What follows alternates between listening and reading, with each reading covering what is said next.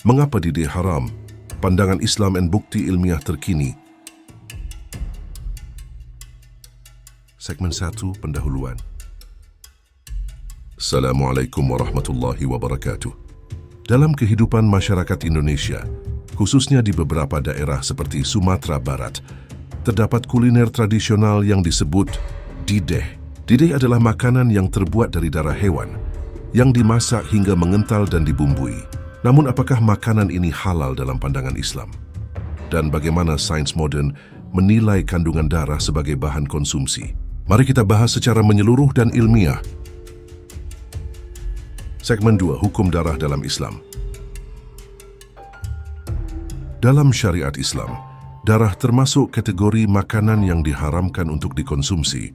Hal ini ditegaskan dalam beberapa ayat Al-Quran. 1 Quran Surah Al-Baqarah ayat 173. Sesungguhnya dia hanya mengharamkan atasmu bangkai, darah daging babi. 2 Quran Surah Al-An'am ayat 145. Katakanlah, tidak aku dapati dalam wahyu yang diwahyukan kepadaku sesuatu yang diharamkan, kecuali bangkai, darah yang mengalir. Dari ayat ini, para ulama sepakat bahwa darah yang mengalir dari hewan sembelihan adalah haram untuk dikonsumsi. Ini ditegaskan dalam tafsir Al-Qurtubi, tafsir Ibn Katsir, dan juga dalam kitab Fiqh Sunnah oleh Sayyid Sabiq. Majelis Ulama Indonesia, MUI pun menegaskan bahwa produk makanan yang berasal dari darah adalah najis dan tidak halal. Segmen 3. Apa itu didih dan mengapa diharamkan? Didih dibuat dari darah segar yang ditampung saat penyembelihan hewan, lalu dimasak hingga mengental. Meskipun telah dimasak dan dibumbui, asal-usulnya tetap darah, yang status hukumnya tetap haram meskipun mengalami perubahan bentuk, istihalah. Menurut para ulama, istihalah hanya berlaku pada perubahan substansi total, seperti arak yang berubah jadi cuka, sedangkan darah yang hanya dikentalkan tetap dihukumi sebagai darah. Menurut fatwa MUI dan standar halal LPPOM MUI, darah hewan, baik darah segar maupun darah yang sudah membeku atau diolah, tetap tergolong najis dan haram dikonsumsi.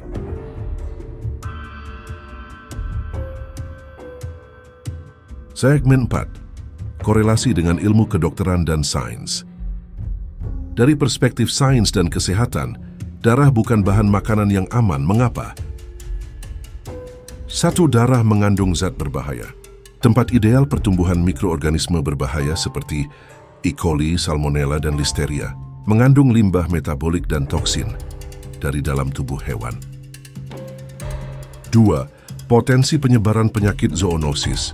Penyakit seperti antraks dan brusellosis bisa menular melalui darah hewan yang tidak ditangani secara higienis.